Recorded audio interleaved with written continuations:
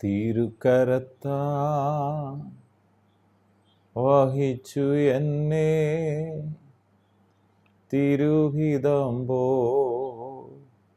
നടത്തണമേ. കുശവൻ കയ്യിൽ കളിമണ്ണു ഞാൻ, അനുദിനം നീ പണിയണമേ. നിൻ വചനം ധ്യാനിക്കുമ്പോൾ എൻ ഹൃദയം ആശ്വസിക്കും.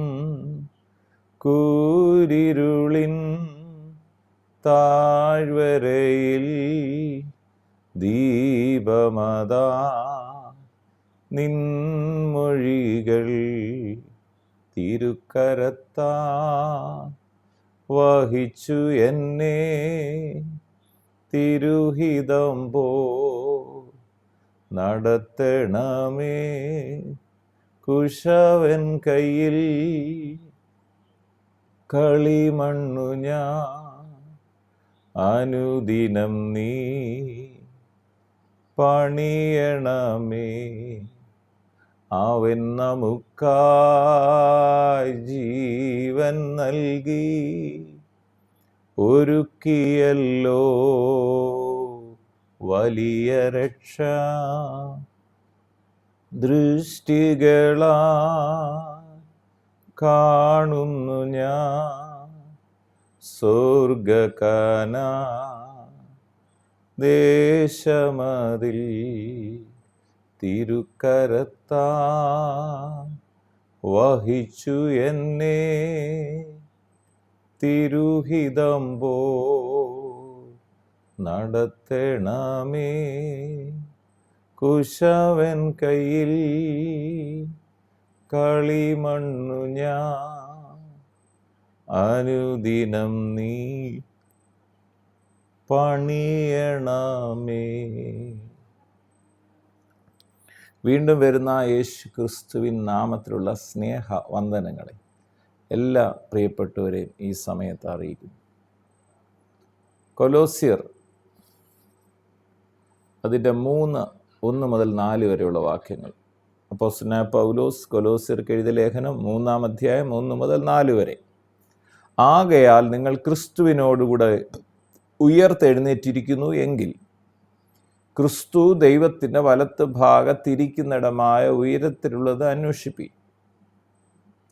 ഭൂമിയിലുള്ളതല്ല, ഉയരത്തിലുള്ളത് തന്നെ ചിന്തിക്കണം. നിങ്ങൾ മരിച്ചു, നിങ്ങളുടെ ജീവൻ ക്രിസ്തുവിനോട് കൂടെ ദൈവത്തിൽ മറഞ്ഞിരിക്കുന്നു. നമ്മുടെ ജീവനായ ക്രിസ്തു വെളിപ്പെടുമ്പോൾ നിങ്ങളും അവനോടുകൂടെ തേജസ്സിൽ വെളിപ്പെടും. നമ്മുടെ ക്രിസ്തുവിനോടുകൂടെ ഉയർത്തെഴുന്നേറ്റാൽ ഉണ്ടാകുന്ന ഫലങ്ങളാണ് ഈ അധ്യായത്തിൽ തുടർന്ന് പറയുന്നത്. യേശു ക്രിസ്തുവിനോടുകൂടെ ഉയർത്തെഴുന്നേറ്റ് 2-ാം അധ്യായം 12-ാമത്തെ വാക്യത്തിൽ പറയാണ്, സ്നാനത്തിൽ നിങ്ങൾ അവനോടുകൂടെ അടക്കപ്പെടുകയും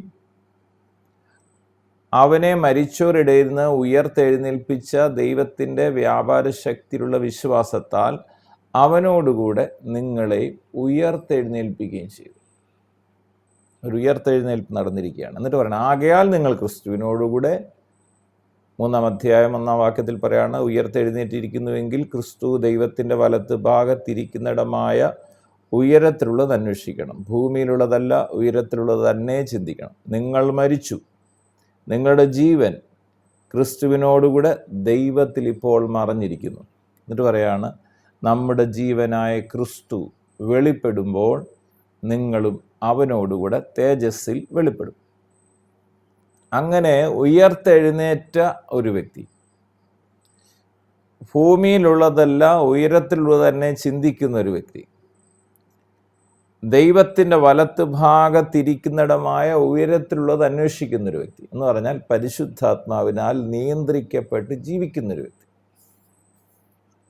ആത്മാവിൽ നിറയുമ്പം പിന്നെ സ്വർഗീയ കാഴ്ചകളാണ് കാണുന്നത്, ഉയരത്തിലുള്ള കാഴ്ചകളാണ്. ആത്മാവുമായിട്ടുള്ള ബന്ധം വിടുമ്പോൾ നമ്മൾ ഭൂമിയിലെ കാര്യങ്ങളിൽ കൂടുതൽ മുൻതൂക്കം വരും. അതുകൊണ്ട് ആത്മാവുമായി പരിശുദ്ധാത്മാവുമായിട്ടുള്ള ബന്ധം നമ്മെ സ്വർഗത്തിലോട്ട് ഗൈഡ് ചെയ്യും, നമ്മളെ ദൈവത്തിങ്കിലോട്ട് ഗൈഡ് ചെയ്യും, ഉയരത്തിലുള്ളത് കാണാൻ നമ്മളെ സഹായിക്കും. സ്തേഫാനോസ് സ്വർഗം തുറന്നിരിക്കുന്നു, പിതാവിൻ്റെ വലത്ത് ഭാഗത്ത് യേശു ക്രിസ്തു ഇരിക്കുന്ന കാണും. അപ്പോൾ നമ്മൾ യേശു ക്രിസ്തുവിനോടുകൂടെ ഉയർത്തെഴുന്നേറ്റിരിക്കുന്നു. അപ്പോൾ ഇനി എന്താ ചെയ്യേണ്ടേ? ക്രിസ്തു ദൈവത്തിൻ്റെ വലത്ത് ഭാഗത്തിരിക്കുന്ന ആ ഉയരത്തിലുള്ളത് അന്വേഷിക്കും.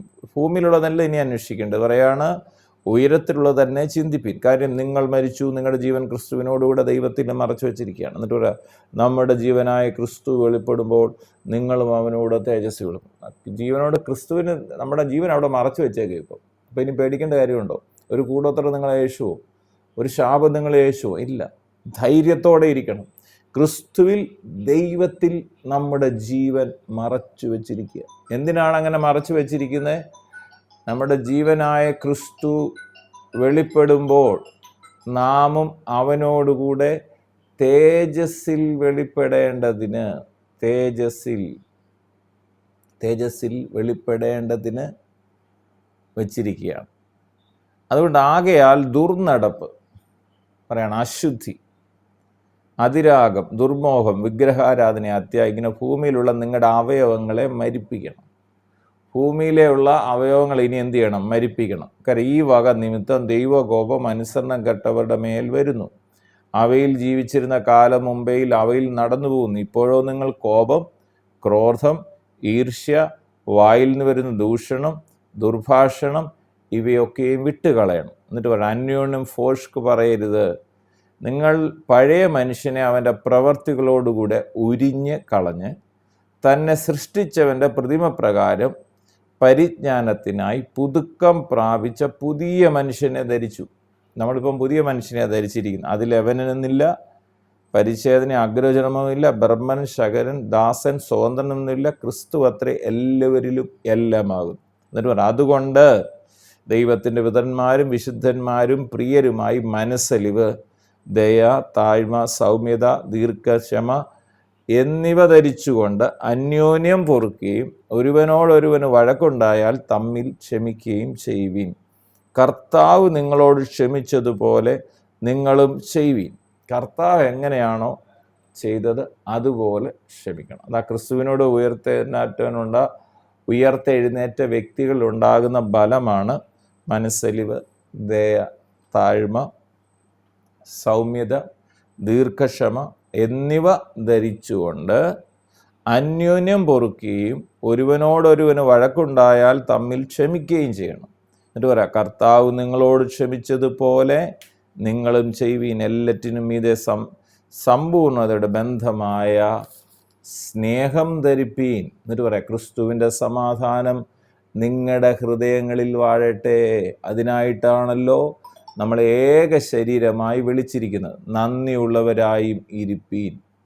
എന്നിട്ട് പറയാം, വാക്കിനാലോ ക്രിയാലോ എന്ത് ചെയ്താൽ സകലതും കർത്താവായ യേശു ക്രിസ്തുവിൻ്റെ നാമത്തിൽ ചെയ്തും അവൻ മുഖാന്തരം പിതാവായ ദൈവത്തിന് സ്തോത്രം പറഞ്ഞുകൊണ്ടിരിപ്പീൻ. നമ്മൾ ക്രിസ്തുവിനോട് ഉയർത്തെഴുന്നേറ്റാലുണ്ടാകുന്ന ഫലമാണ്. പിന്നെ സങ്കീർത്തനം, സ്തുതികൾ, ആത്മീയ ഗീതങ്ങൾ, അതാ അവിടെ തുടർന്ന് പറയുന്നത്. സങ്കീർത്തനങ്ങളാലും സ്തുതികളാലും ആത്മീയ ഗീതങ്ങളാലും തമ്മിൽ പഠിപ്പിച്ചും ബുദ്ധി ഉപദേശിച്ചും നന്ദിയോടെ നിങ്ങളുടെ ഹൃദയത്തിൽ ദൈവത്തിന് പാടിയും ഇങ്ങനെ ക്രിസ്തുവിൻ്റെ വചനം ഐശ്വര്യമായി സകല ജ്ഞാനത്തോടും കൂടെ നിങ്ങളിൽ വസിക്കും. അത് നമ്മൾ ക്രിസ്തുവിനോടുകൂടെ ഉയർത്തെഴുന്നേറ്റിരിക്കുന്നതുകൊണ്ടാണ് നമുക്കിത് ചെയ്യാൻ പറ്റുന്ന. മനസ്സലിവുണ്ടാകുന്നത്, ദയ ഉണ്ടാകുന്നത്, അങ്ങനെയുള്ള ഫലങ്ങൾ, ദീർഘക്ഷമ ഒക്കെ നമ്മളിൽ വരുന്നത്, സ്നേഹമൊക്കെ വരുന്നത് നമ്മുടെ യേശു ക്രിസ്തുവിനോട് ഉയർത്തെഴുന്നേറ്റിരിക്കുന്നതുകൊണ്ടാണ്. ഉയർത്തെഴുന്നേറ്റിട്ട് ഈ ഫലം വരുന്നില്ലെങ്കിൽ നമ്മൾ സൂക്ഷിക്കണം. അതുകൊണ്ട് ഉയർത്തെഴുന്നേറ്റു എന്ന് പറയുന്നവർ, യേശു ക്രിസ്തുവിനോടുകൂടെ ജീവിക്കുന്നു എന്ന് പറയുന്നവർ, നാം ഓരോരുത്തരും നമ്മളിൽ നിന്ന് ഫലം പുറത്തു വരുവാൻ ദൈവത്തിൻ്റെ പരിശുദ്ധാത്മാവ് സഹായിക്കട്ടെ.